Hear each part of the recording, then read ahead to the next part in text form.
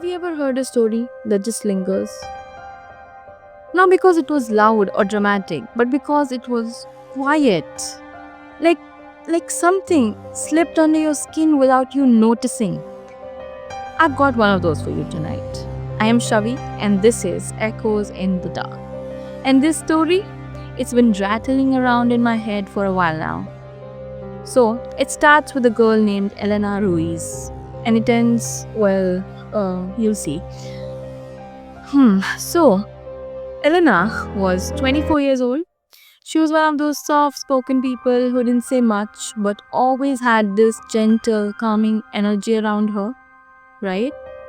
She painted mostly portraits and lived with her roommate Harper in a 2-bedroom apartment just outside Portland.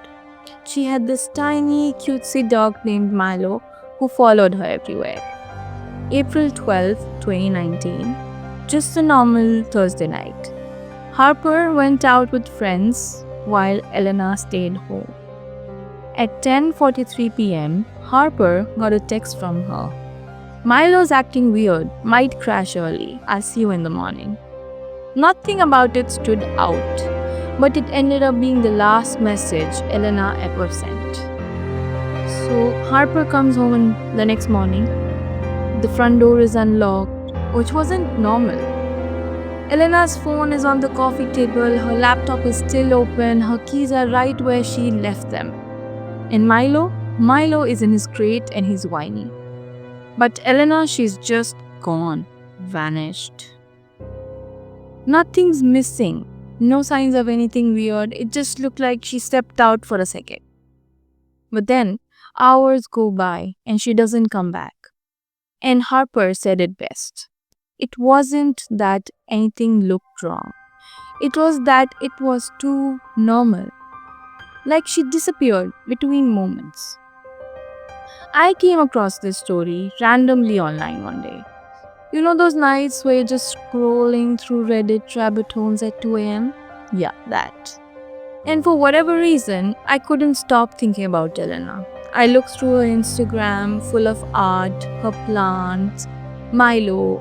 It just felt so relatable. Like if I squinted, I could swap her out with someone that I knew. Hell, with myself. And that's what made it crazy. This wasn't some faraway horror story. It was domestic, familiar. It was too real. So obviously, the police got involved.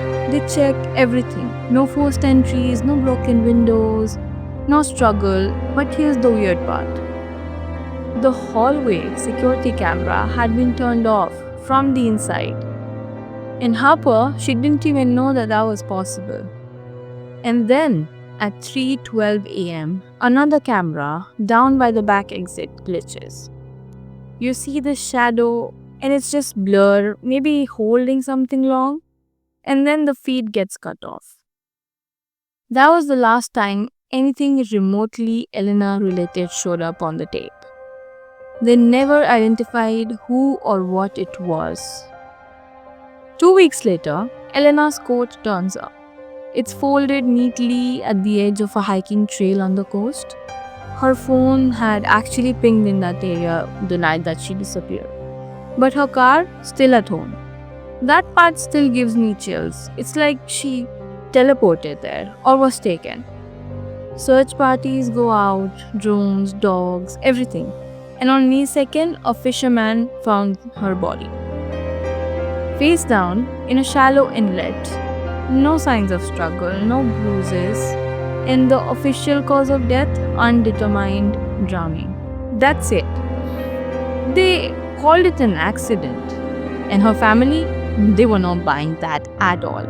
And honestly, neither am I. I kept replaying that 8-second clip of the back door. Like, what if that shadow was something or someone that she knew? Someone who could shut off a camera and walked out like they belonged there. Maybe they didn't drag her. Maybe she followed willingly. And that part messes with me. Because there's no clear ending, just questions and the silence that comes after. That's the story of Elena Ruiz, a girl who vanished without a sound, a silence that still has not left the room. Thanks for staying with me through the dark. I am Shavi, and this was episode 1 of Echoes in the Dark. If it gives you chills, hit subscribe. If it made you feel anything, drop a comment. You are not alone here.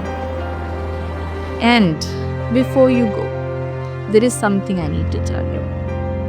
This story, it never happened. Elena Ruiz doesn't exist. Not the apartment, not Harper, not even Milo. I made it all up. And you believed it, didn't you? That's what stories can do. Next week, it gets worse. Because the story I'll share then, that one is real. Okay, so I'll see you on the flip side. You can always just reach out if you have any interesting stories with you as well.